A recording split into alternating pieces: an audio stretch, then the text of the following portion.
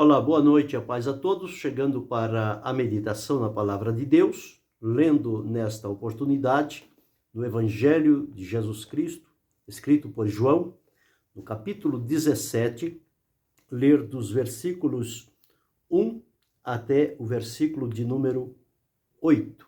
Assim está escrito: Jesus falou assim, e levantando seus olhos ao céu, disse: Pai, é chegada a hora. Glorifica a teu Filho, para que também o teu Filho te glorifique a ti. Assim como lhe deste poder sobre toda a carne, para que dê a vida eterna a todos quantos lhe deste, e a vida eterna é esta, que te conheçam a ti só, por único Deus verdadeiro, e a Jesus Cristo, a quem enviaste. Eu glorifiquei-te na terra, tendo consumado a obra que me deste a fazer. E agora, glorifica-me tu, ó Pai, junto de ti mesmo, com aquela glória que tinha contigo antes que o mundo existisse. Manifestei o teu nome aos homens, que do mundo me deste. Eram teus, e tu mos deste, e guardaram a tua palavra.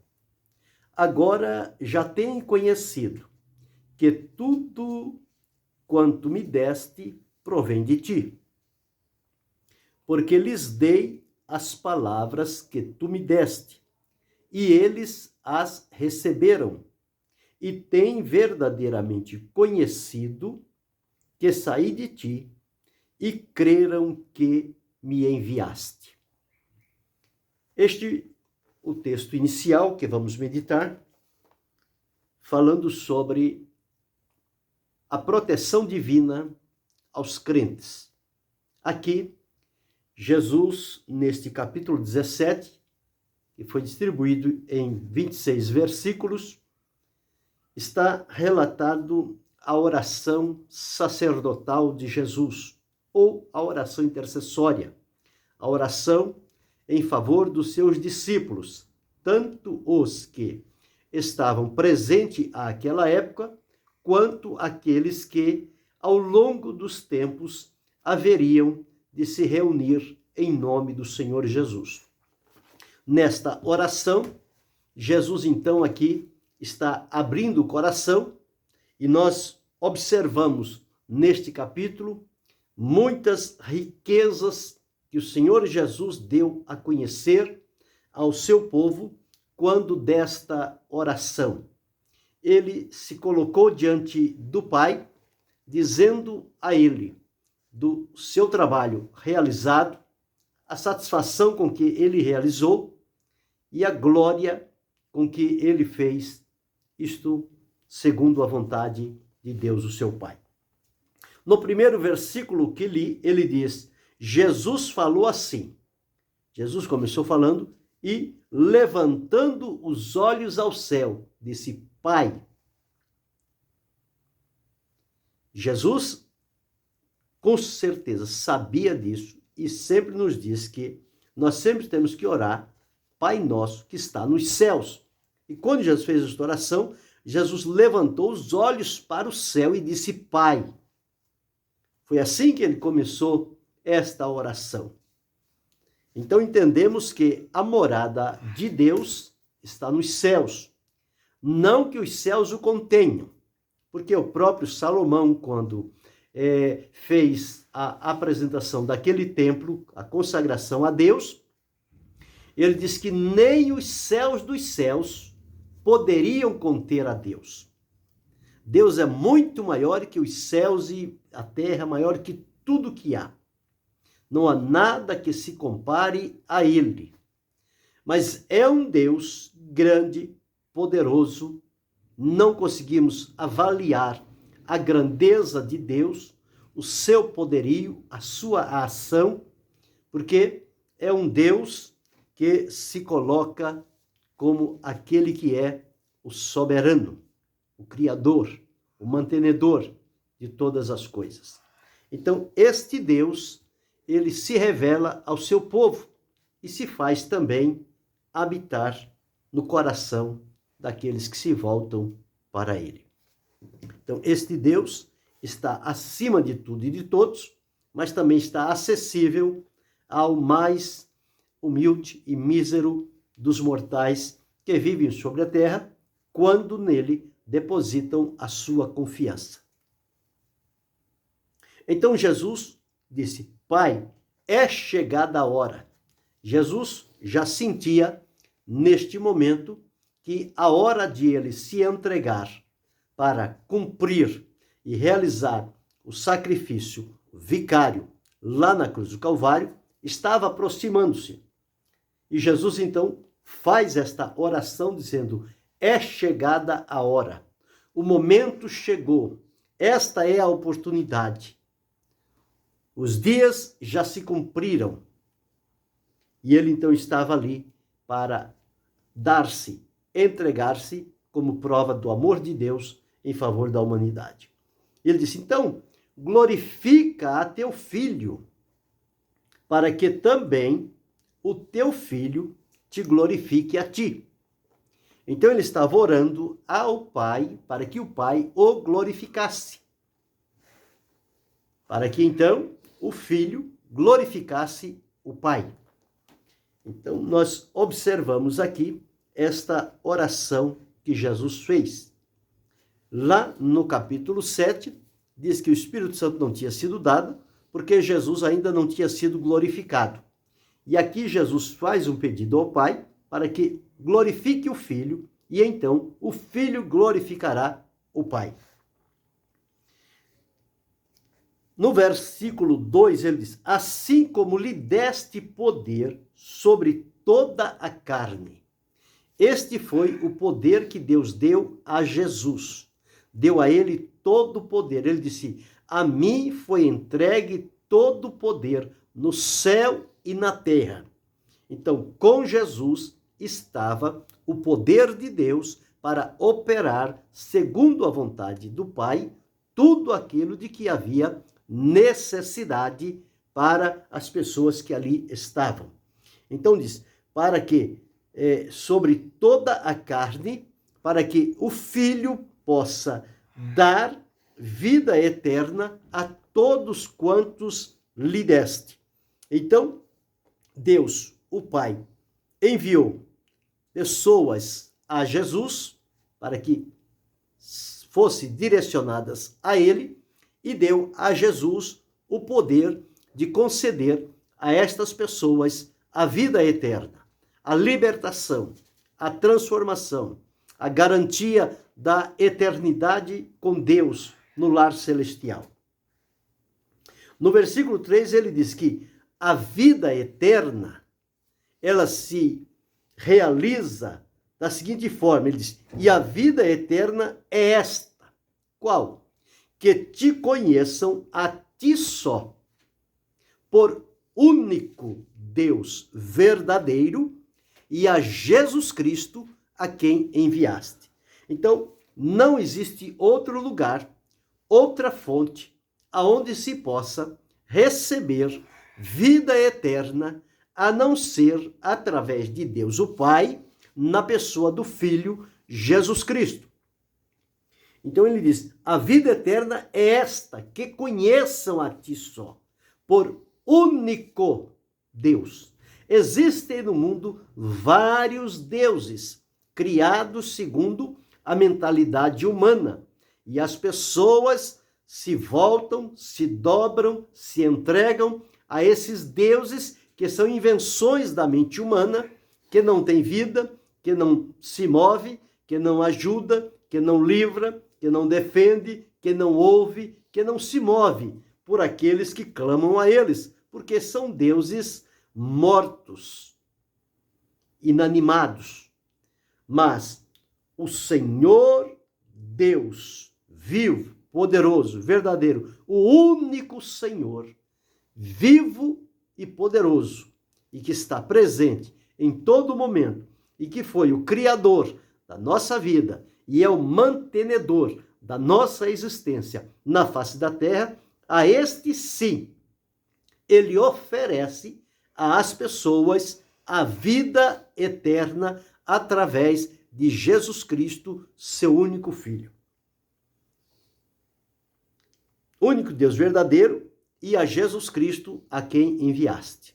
Então, há um elo, uma ligação, uma unidade entre o Pai e o Filho.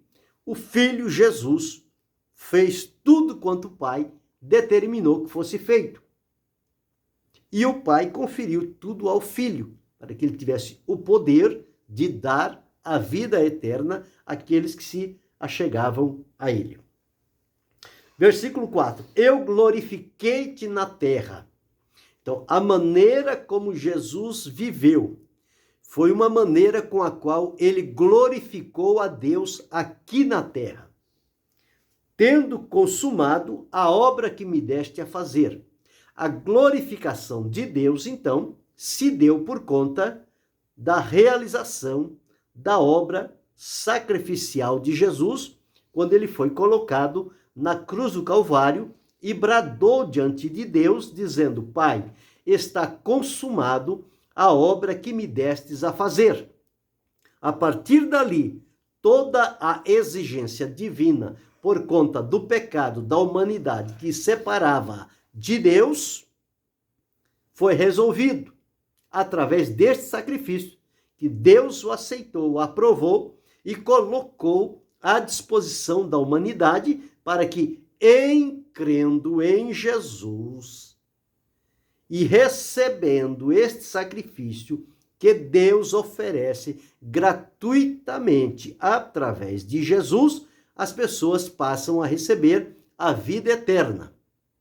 A palavra de Deus diz: o dom gratuito de Deus é a vida eterna por Cristo Jesus, nosso Senhor. A nós não custou nada, mas a Deus custou tudo que de melhor ele tinha. O seu único filho, seu filho unigênito, ele deu por amor.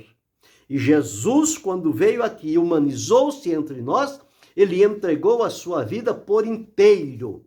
Ele não reservou nada daquela vida. Entregou-a totalmente como sacrifício diante de Deus. E agora o Senhor Deus coloca a nós de maneira gratuita, tão somente por crermos em Jesus e o recebermos pela fé em nosso coração, os efeitos da obra consumada por Jesus, eles começam a operar na nossa vida. Perdão, libertação, transformação, novo nascimento, revestimento de poder, batismo com o Espírito Santo, graça de Deus, conhecimento, sabedoria, vida consagrada, dons, talentos, operações, tantas coisas que surgem na nossa vida a partir do momento em que tivermos este encontro com o Senhor nosso Deus através de Jesus Cristo. E ele diz: eu glorifiquei-te na terra, tendo consumado a obra que me deste a fazer. Ele diz: e agora glorifica-me, ó Pai, glorifica-me tu, ó Pai, junto de ti mesmo, com aquela glória que tinha contigo antes que o mundo existisse. Jesus, para vir à terra, diz a palavra de Deus que ele despojou-se da sua glória. Ele abriu mão. Ele não deixou, ele não perdeu a glória, mas ele abriu mão dela no período em que veio para entrar na natureza humana e habitar entre nós. Porque no esplendor da sua glória, ninguém suportaria estar na presença de Jesus. Por isso, ele despojou-se por um tempo. E ele agora diz ao Pai, depois de completar a obra, ele diz: glorifica-me com aquela glória que tinha contigo antes que o mundo existisse. E aquela glória que ele tinha com o Pai antes que o mundo existisse, lhe seria agora novamente restaurada, porque ele estaria na presença do Pai, não mais aqui em corpo humano, físico, semelhante ao nosso, porque já passou por este processo, entregou a vida, morreu, foi sepultado, ressuscitou, foi assunto ao céu e lá está glorificado diante de Deus Pai. E ele, no versículo 6, continua dizendo: manifestei o teu nome aos homens. Jesus foi quem veio trazer a manifestação, a revelação, o conhecimento do nome de Deus. Porque no Antigo Testamento, quando perguntado por Moisés que nome ele diria a Faraó que o estava enviando, se Faraó me perguntar o que eu vou dizer, então o Senhor Deus disse: diga, sou o que sou, me enviou a vós. E foi isto. Deus revela-se dentro da necessidade de cada um. E aqui Jesus veio manifestar o nome de Deus para a humanidade. E como ele representou tão bem este nome e deu a conhecer às pessoas. Então ele diz: manifestei o teu nome aos homens que do mundo me deste. Eles eram teus e tu mos deste. E eles, ao eu manifestar o teu nome a eles, eles guardaram a tua palavra. Então, com a manifestação do nome de Deus, vem a revelação na palavra de Deus, ela é entronizada na vida das pessoas, e aqui diz que eles guardaram a palavra de Deus. Bem-aventurado os que guardam a palavra de Deus. Versículo 7. Agora já tem conhecido que tudo quanto me deste provém de ti. Então eles também tomaram conhecimento, quando Jesus veio aqui, que Jesus não estava criando uma coisa por si mesmo. Ele veio em cumprimento à vontade do Pai e fez exatamente como era esperado dele. E ele deu a conhecer esta maneira, essa dependência que ele tinha aqui do Pai. Então, está escrito: eles têm conhecido que tudo quanto me deste provém de ti. Em várias ocasiões, Jesus disse: eu só posso dizer o que o Pai me diz. E eu só posso fazer o que o Pai me ordena. Então, como o Pai ordena, assim eu faço. De mim mesmo, eu não posso fazer coisa alguma. Era esta a condição de Jesus, o Jesus humano, o Jesus homem entre nós. Jesus, Deus, não tem nenhuma dessas limitações. Mas o Jesus homem, sim, ele esteve dentro dessas limitações, porque estava junto a nós, junto às pessoas do seu tempo, caminhando entre elas, e estas coisas funcionavam desta maneira. E o versículo 8 diz: porque lhes dei a palavra que tu me deste. Então veja, o Pai deu a palavra ao Filho, e o Filho transmitiu a palavra aos homens, às pessoas que se reuniam, que se ajuntavam, que estavam presentes nos momentos quando Jesus estava pregando, ensinando ou curando. Ele sempre estava falando a palavra de Deus. E ele disse: eu dei a eles a palavra que o Senhor me deu. Como quem diz, eu fui um canal, o Senhor transmitiu a mim e eu transmiti a eles, e eles receberam esta palavra. E têm verdadeiramente conhecido que saí de ti e creram que me enviaste. Então, tudo em Jesus identificava que ele era o enviado de Deus para esta terra. Ele era a semente, a promessa da semente da mulher, que Jesus disse que nasceria para esmagar a cabeça da serpente. Então, em tudo, Jesus deu a conhecer o Pai. Os versículos restantes vão sempre aprofundando a oração sacerdotal de Jesus. E nestes versículos sequentes, até o versículo de número 26, nós vamos encontrar aqui alguns pontos sobre a proteção divina aos crentes. O pedido que Jesus fez ao Pai Como era a oração intercessória, oração sacerdotal ou intercessória é a oração a favor de outros. Jesus não estava pedindo por si. Jesus estava pedindo pelos seus discípulos, estava pedindo por aqueles que haveriam de crer nele ao longo dos séculos. Portanto, naquela ocasião, Jesus orou por aqueles discípulos que ali estavam reunidos, por aqueles que vieram depois deles, por outros que vieram anos adiante ou séculos, e por nós que estamos vivendo no século 21, aquela oração de Jesus também foi por mim, foi por você e também por aqueles que ainda no futuro hão de crer em Jesus, hão de crer no Pai. Aquela oração funciona, aquela oração é poderosa. Foi a oração feita por Jesus e alcança desde o primeiro até o último que se converter a Cristo. Aquela oração está amparando aquela vida.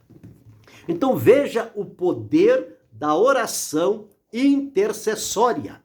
O pedido que Jesus fez para alcançar a todos até o fim do mundo.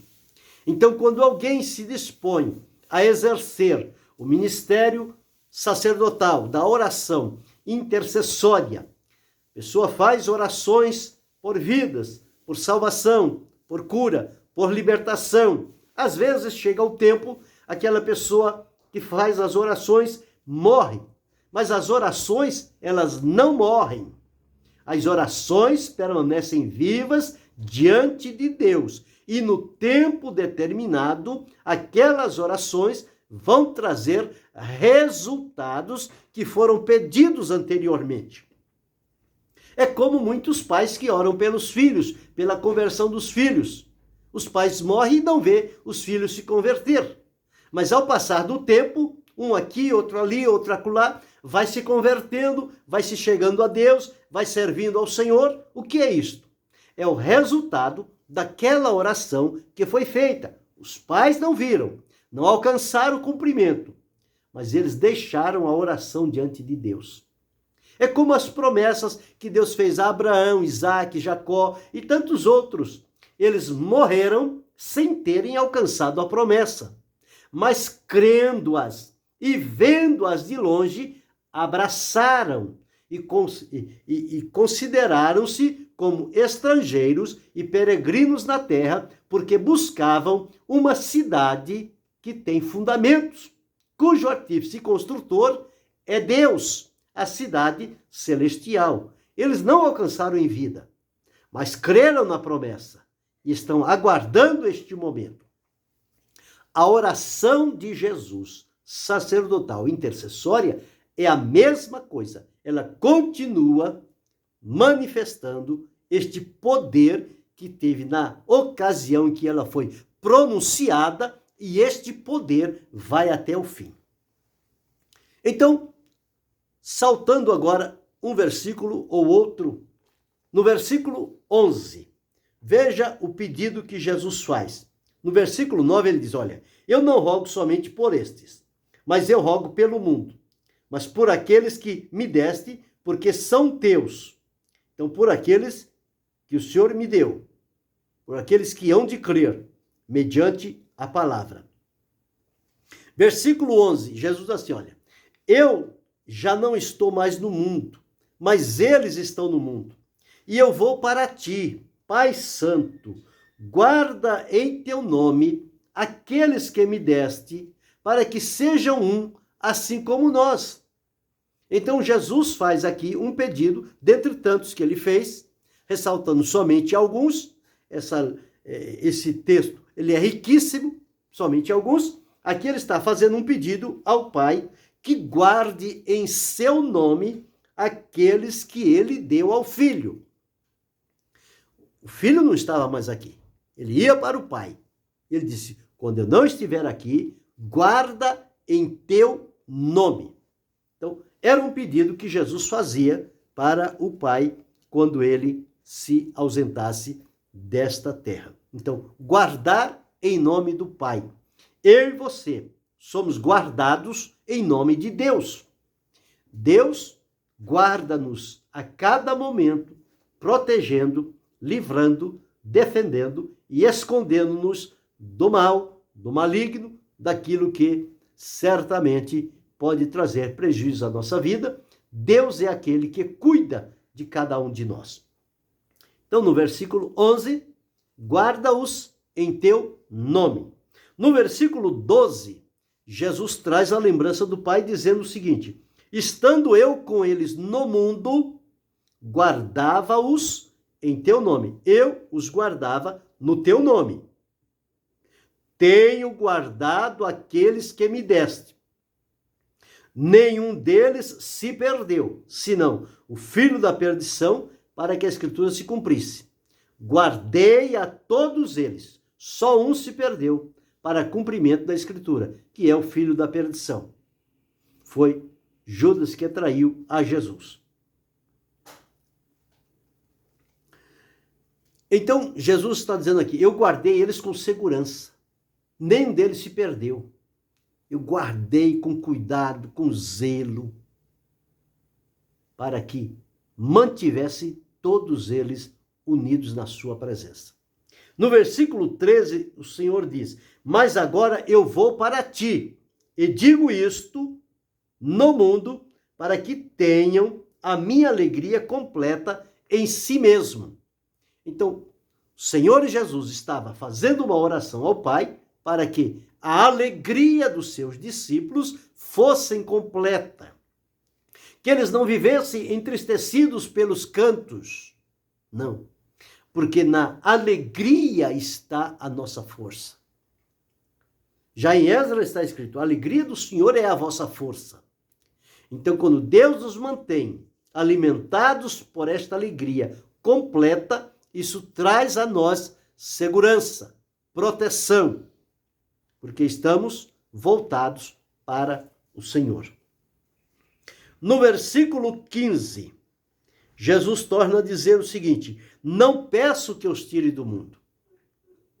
Não é para tirá-los do mundo. Eles têm um trabalho a realizar no mundo.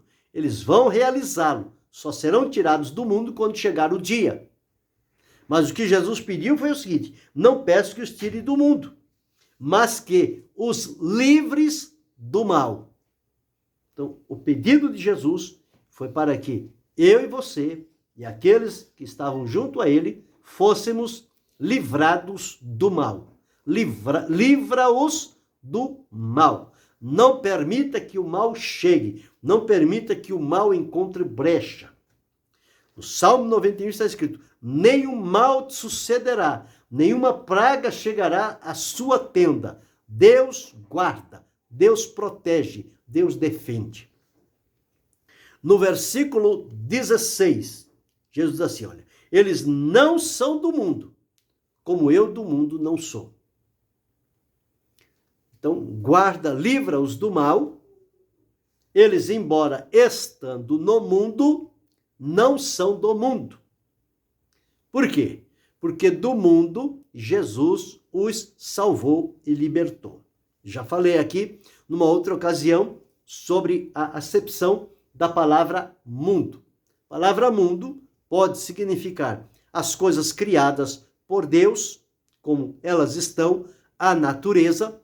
A palavra mundo pode significar as pessoas, quando Deus diz que amou o mundo de tal maneira, amou não as coisas, amou as pessoas.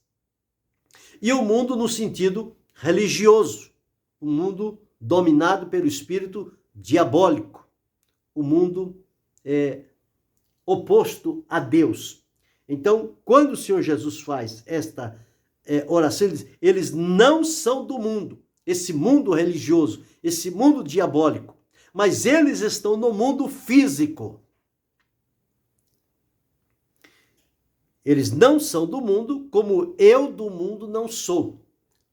Jesus também não é do mundo, deste mundo diabólico, esse mundo cruel, o espírito de rebelião. Como eu do mundo não sou. No versículo 17, Jesus ora o seguinte: faz um pedido ao Pai: santifica-os na verdade. A tua palavra é a verdade. Ou seja, que eles sejam separados para a verdade. Separar-se do mundo cruel, pecaminoso, comprometedor, enganador. Separem-se para Deus, para uso exclusivo de Deus. E sejam, então, santificados. Porque só através da santificação é que eles poderão ver a Deus. Então Jesus diz: santifica-os na verdade. A tua palavra é a verdade. Então, santifica-os na tua palavra. Jesus orou pedindo a santificação dos crentes na palavra. No versículo de número 18, Jesus diz assim: assim como tu me enviaste ao mundo, também eu os enviei. Então, a proteção que Jesus pede aqui é para que quando aqueles discípulos e os que vieram sequente e os nossos dias e nós que servimos ao Senhor, que possamos nos entregar a um serviço diante de Deus, como sua testemunha, como seu representante, orientados por Ele, capacitados por Ele para, em seu nome, pregarmos o Evangelho a toda criatura, para que neste serviço que estivermos realizando, possamos ter a proteção de Deus, conforme diz. Porque, como Jesus foi enviado, Ele também nos enviou ao mundo. E nos enviou com uma mensagem, com uma finalidade.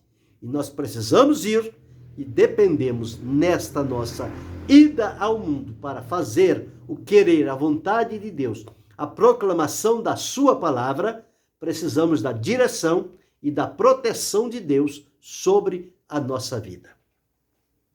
Nos versículos 20 a 21, ele diz: eu não rogo somente por este, como eu disse a princípio, mas também por aqueles que pela sua palavra hão de crer em mim no futuro, para que todos sejam um, como tu, ó Pai, o és em mim e eu em ti, que também eles sejam um em nós, para que o mundo creia que tu me enviaste. Então, a oração de Jesus é para manter os seus servos na unidade. Unidade, unidos na fé, no amor, na comunhão, no serviço, na esperança, na alegria, na fé, no sofrimento, em todas as necessidades da vida com Deus e nos sofrimentos e embaraços, que permaneçamos em unidade. Unidade é como se todos fossem um só. A unidade é isso, é a harmonia de pensamento, de propósito, de entendimento, de serviço, enfim, tudo isto para Deus. Então ele pede aqui que sejam um, como ele com o Pai tem sido um. Que o exemplo de Jesus com o Pai seja praticado por mim, por você, por aquele outro, por cada um de nós, que nós possamos viver esta unidade à luz da palavra de Deus.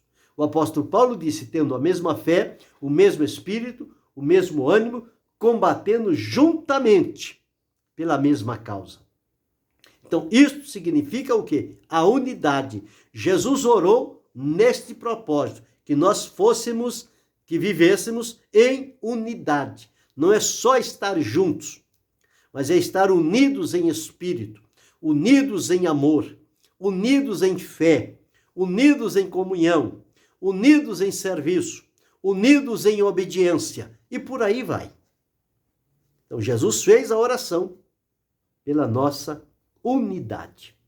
Nos versículos 22 a 24, está escrito assim: e eu lhes dei a glória que a mim me deste. Lá no princípio ele disse, eu glorifiquei-te na terra. E agora glorifica-me tu com aquela glória que tinha contigo antes que o mundo existisse. Deus o Pai deu a glória ao Filho. O Filho transmite essa glória aos seus discípulos. E diz, e dei-lhes a glória que a mim me deste, para que eles sejam um, como nós somos um.